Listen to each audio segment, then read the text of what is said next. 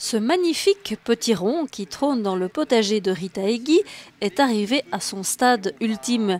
Il ne grandira plus car la tige s'est cassée. À vue d'œil de connaisseur, il pèse dans les 300 kilos. Le transporter ne sera donc pas tâche aisée.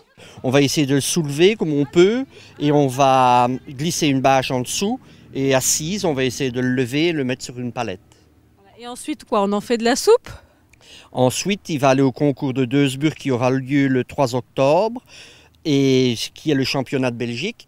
Et après, on va le garder pour encore un petit peu et puis on va récolter les graines qui sont à l'intérieur pour avoir le spécimen, si possible, encore plus gros l'année prochaine. Ce dimanche 19 septembre, laissez-vous donc aller à la potironnerie, à la ferme Germaud à Nodué, où se tiendra une exposition de plusieurs centaines de variétés de potirons et cucurbitacées. Les houbards, les bonnets turcs, les turbans d'Aladin, toute une variété de musqués avec la musquée de Provence qui est superbe en goût, le rouge vif d'Étampes, et le jaune de Barrier, puis etc., etc. Vous savez, quand on prend le livre de commande, il y en a une 500 peut-être, on a commencé avec une centaine de variétés, maintenant on est arrivé à 120, 130. C'est facile à cultiver ? Tout dépend du temps. Le départ est parfois un petit peu dur parce qu'il fait un peu sec ou bien parce qu'il y a trop de pluie.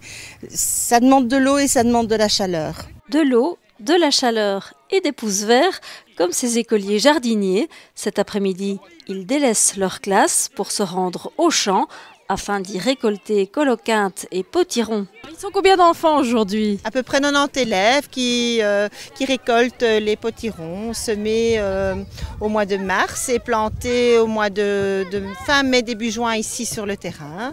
Et maintenant nous faisons la récolte afin de participer à la foire aux potirons de la semaine prochaine. Qu'est-ce que tu as trouvé toi? Un potiron. Oui. Tu manges des potirons? Oui. Ils sont beaux, hein? J'aimerais bien pour ma maison. Oui, pour décorer. Dans ma chambre. C'est ça des coloquintes? Oui, je crois. Et qu'est-ce qu'on fait avec ça? Je crois qu'on fait de la soupe ou des décorations pour Halloween. Qu'est-ce qu'on peut faire avec des potirons? De la tarte, de la confiture, de la soupe. Qu'est-ce que tu préfères, toi?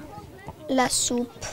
Qu'est-ce qu'ils vont devenir maintenant, tous ces potirons récoltés? Nous allons tout d'abord proposer aux parents de nous aider pour préparer différentes recettes pour la foire aux potirons.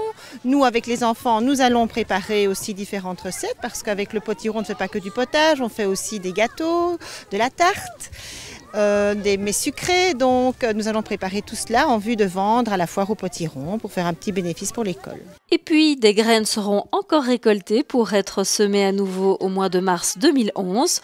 L'on pourrait presque croire à Nodué que les enfants naissent dans les potirons.